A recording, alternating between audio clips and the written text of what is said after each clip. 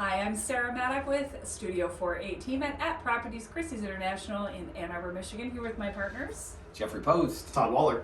And we wanted to come to you today to talk a little bit about our new listing agreement form, which of course, when we sit down to list your property, we're going to explain it in intimate detail, but things have changed. And so if you've bought or sold a property in the last few years, you may want to know a little bit about why these changes have been made and what we are going to recommend to you as your listing agent going forward. Sarah, I heard that if I'm selling a home, I don't have to pay commission. You know what? That was always true. 100%. It turns out when you were selling a home, you never had to agree to pay commission. You could always go in as a for sale by owner or pay a simple fee to be entered in the listing agreement, or anywhere from 0 to 5, 6, 8%. I mean, those things were always negotiable. And I think that it was surprising to those of us in the industry to learn how many consumers actually didn't know that. Yeah. And I would say that's probably has to do with where we are. Our marketplace is very well informed.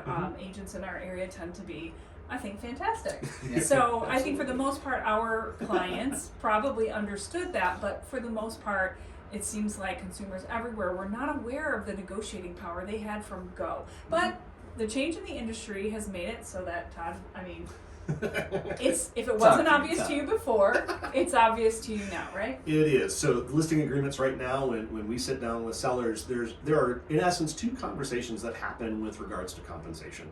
Number one is how we as listing agents are compensated by our sellers. And we specifically, the studio, is going to sit and chat with you and show you, here are our value propositions. Here's how we know that we are worth what it is that we are asking for.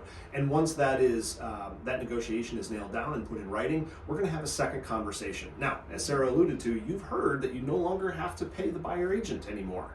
Turns out you never had to, but right now, because of things in the news, that may be a little bit more prevalent. So here's the deal.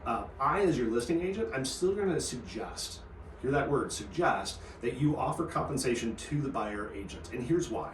If I'm working as a buyer, as a buyer's agent for a purchaser, I'm having a similar conversation with my purchaser before I even show your house to say, here's how I'm being compensated and to how much. When that buyer rolls up to your house with an offer, they may request an amount of concession to compensate their buyer's agent. If you as a seller indicate to the marketplace that you're not offering any compensation, you've just made that house a little bit more expensive for potential purchasers. Right.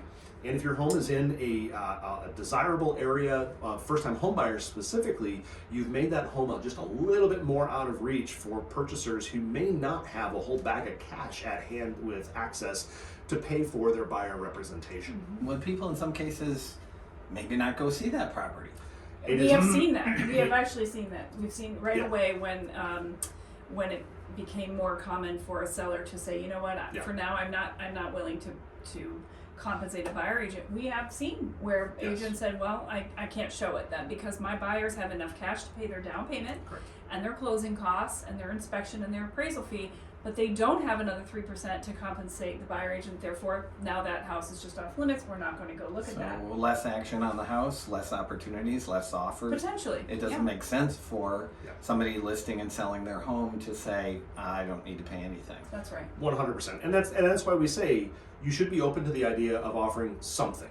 Maybe it doesn't fully meet what the buyer agent contract states. Maybe it helps offset. But you as a seller, we are going to recommend more frequently than not that it is in your best interest to offer some kind of compensation to the buyer agent out there, simply to assist more people coming through your home. As Jeffrey alluded to, if you've got more eyeballs on your property online, there's a greater possibility that people come through the house. The more people that come through your house, the greater opportunity there is for offers to be tendered.